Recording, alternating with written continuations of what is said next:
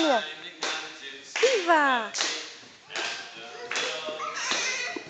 Alright, I mentioned last week we should expect our BSDs to be able to do a hang and possibly a swing like Zoe over there by themselves. If they're not doing it, you're going to get an armpit to thigh spot, and we can work with that if you need help, but we want to show some progressions to it.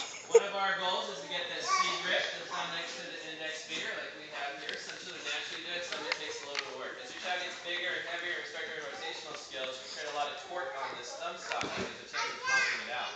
It also forces your child to grip harder, get his hands very strong, and that's going to help with swings, but also very basic manipulations.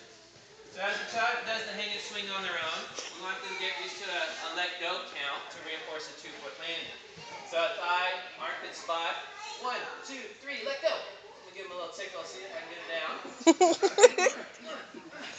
Good, grip. And again, it's a chance to reinforce the 2-foot landing. Been working out, buddy? Alright, let's show a progression to it. We're going to push the trap back so he creates more torque on his hands and has a bigger and more forceful swing. I'm going to do a light wrist spot to help and always be ready in case he slip. We can reinforce the swing with the thigh spot. Next progression, and as your child gets stronger, we do more of this in the super beast and actually jump to the bar. And get those hands up. Ready, buddy? 1, 2, 3, up to the bar. And grab on, and again, more forceful swing.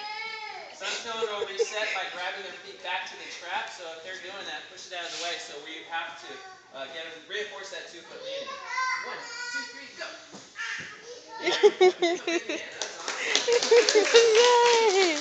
Keep in mind the bars and the game are risk takers to start from us. So if they see the Daddy, bar, Daddy. you might not Tu vas me pegar que ele leu. So the single bar is a great chance to start off over there. Even the rings reinforce that grip. Also focusing on strengthening the shoulder girdle. Again, the connective tissue in the joints and the shoulder is very flexible as well, so we want to get those muscles really